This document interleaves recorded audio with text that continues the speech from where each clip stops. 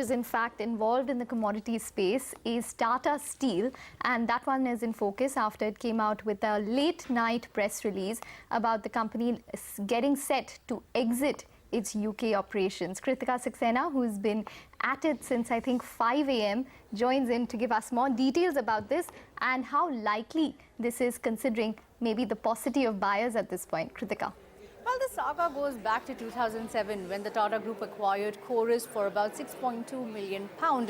After 2008, with the high manufacturing costs, increase of third-party exports, severe volatility when it comes to pricing and low-end steel demand, there has been severe impairment charge taken up by Tata Steel, including about £2 billion of impairment, and that's over and above the kind of losses that they've been seeing.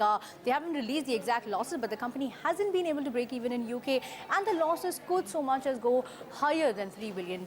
So over the last about a year or so, they've been negotiating with the UK government and the union to come up with an amicable solution.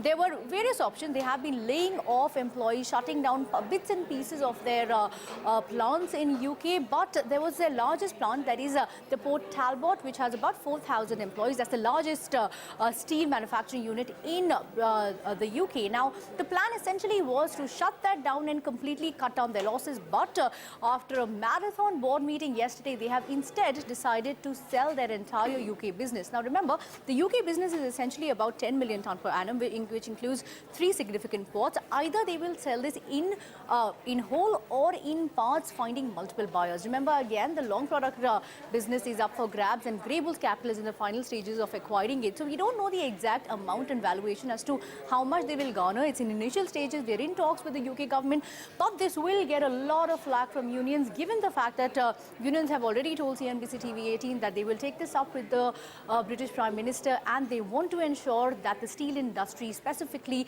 the 15,000 employees that have been employed with Tata Steel across UK, do not suffer. So I don't think this is over yet. It is positive if they find a buyer, but so far none of the players in UK, specifically in the steel sector, have found buyers yet. So it's a little bit of a quandary.